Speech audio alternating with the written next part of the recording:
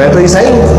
تو انہوں نے کہا کہ آپ عیسائی ہیں تو مسجد میں داخل ہو. سوچا کہ اسلام کو ایک خود سے ذرا مطالعہ کرتے ہیں. اللہ سبحانہ و تعالیٰ اس مسجد کے قاری صاحب پہ بہت لاکھوں کروڑوں رحمت نازل فرمائے کہ جن کی مسجد میں میرا جانا ہوا اور میں نے ان سے عرض کی کہ مجھے ترجمے والا قرآن مجید دیجیے.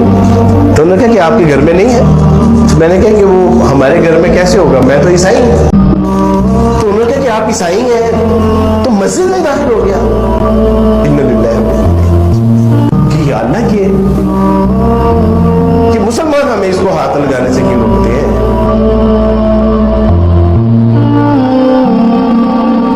کہ تو آپ کہہ رہے ہیں کہ یہ کلام ان لوگوں کے لیے ہے جو اللہ سے ڈرنے والے ہیں, جو متقین ہیں, جو اس کی رضا جوئی کے لیے اپنے آپ کو وقف کرنا چاہتے ہیں, جو اس کی ناراضگی سے بچنا چاہتے ہیں. یہ مسلمان کہتے ہیں